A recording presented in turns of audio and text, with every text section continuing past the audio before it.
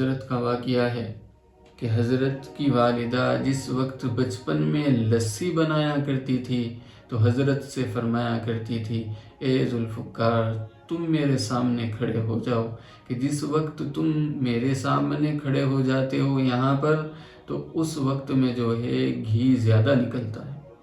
گرمیوں کی چھٹیاں تھی تو حضرت نے 2 ماہ میں 6 پارے حفظ کر لیے۔ پھر وقت مکمل ہو گیا تو بھائی نے بولا کہ چلو ابھی اسکول چلو، تو والدہ سے ضد کرنے لگے کہ نہیں مجھے تو مدرسے ہی میں پڑھنا ہے۔ تو بھائی نے فرمایا کہ اچھا مدرسے میں بھی پڑھ لینا لیکن اسکول ضرور جانا ہوگا، میں آپ کا انتظام اور کہیں کرا دوں گا۔ تو ولی اللہ اس وقت میں کوئی مفتی صاحب ہوں گے، تو حضرت نے جو ہے ابتدائی تعلیم ان سے حاصل کی۔ پھر کالج کے اندر چلے گئے تو کالج کے اندر جانے کے بعد ضیاء العلوم مدرسے میں تعلیم حاصل کی ہے۔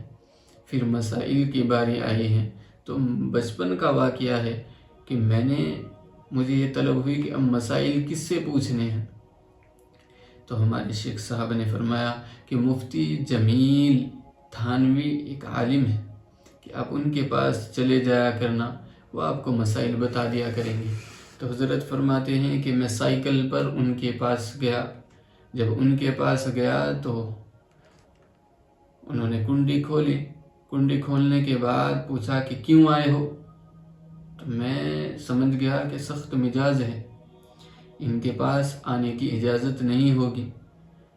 تو میں نے فرمایا کہ میں سنت کا شیدائی ہوں۔ حضرت کے یہی الفاظ تھے کہ میں سنت کا شیدائی ہوں اور میں یہ چاہتا ہوں کہ ہر کام کو سنت کے مطابق کروں، لیکن مجھے معلوم نہیں۔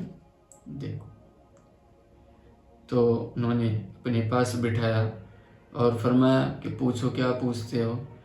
تو فرمانے لگے میں نے کھانے کی، سونے کی، یہ ساری سنتیں پوچھی۔